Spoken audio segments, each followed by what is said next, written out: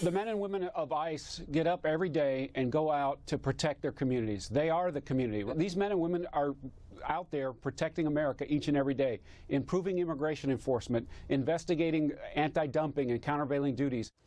That's the acting director of ICE defending the job his employees are doing every single day as the mayor of Portland, Oregon comes under fire from the local ICE union. The union is accusing the mayor of not allowing police officers to respond to 911 calls from the agency's field office during a protest.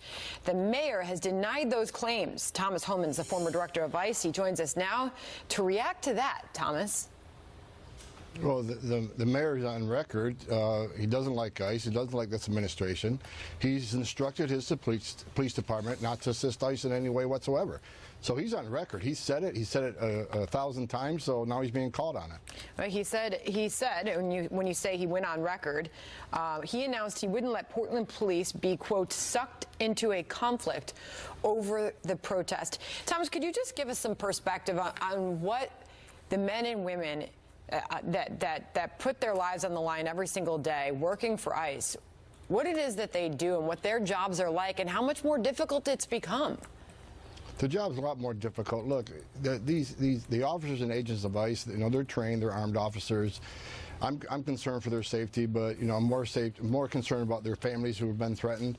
But I'm concerned that, like, especially important, the non-law enforcement officers that work for ICE, the attorneys, the mission support people who feel threatened to even go to work.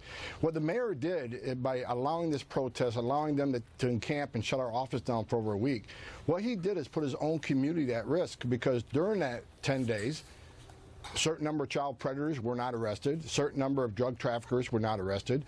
Aliens that are here illegally that committed yet another crime that are a threat to public safety weren't arrested. So he put his political future, his political ambitions ahead of public safety in his own community.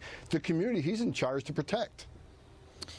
I know that you had a hard time walking away from your position there with this such growing frustration that we saw from you each and every single day. Is it hard now, outside of ICE, to look on at something like this, Thomas? This was happening before I left. 34 years, I felt it was time, but I'm standing the fight. I'm talking to you all and any media as much as I can. I'm working hard on fighting sanctuary policies, and I just saw you do a clip of Ron Vitiello, who's a personal friend of mine. He has big shoes to fill, but he'll fill them just fine. I gave him 2 thumbs up to the president when asked.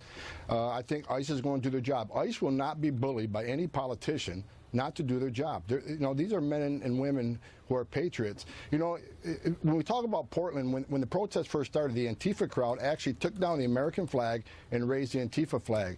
It was the patriots of ICE, when we took that building back, that raised that American flag. And I hope the American people are paying attention to what the far left is doing in this country. And people need to wake up and see what the far left is really doing. They want open borders. They don't want us enforcing laws of this country, and it's unacceptable. Well, one thing's for sure is the president has made it very clear that he's got the backs of ICE. And here he is in an interview with Rush Limbaugh yesterday talking about his push for border security. Watch. Border security would be a good thing before the election, but there are many people within our party that are good people that like you, that agree with you on everything you say, but they'd rather do it after. If you do it before, there's a lot more pressure to get a great solution, but it's riskier. If you do it afterwards, there's less pressure, there's less risk. I'm just not sure you'd ever make as good a deal. Thomas, knowing what you know, seeing what you have seen and continue to see today, what do you want to see from this president when he's promising to act before the midterms? The president is doing everything he promised he'd do. He's trying to control that border. He wants our laws enforced. He's a great president. I've worked for 6 presidents, and he's tremendous when it comes to public safety, law enforcement, and border security. What he needs is Congress to step up and do their job. The whole family separation issue that was out there for the last several weeks.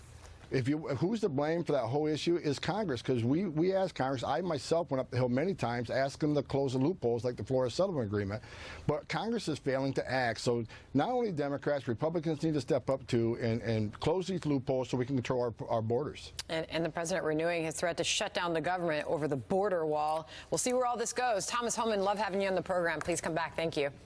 You got it. Thank you. Fox News Alert awaiting news.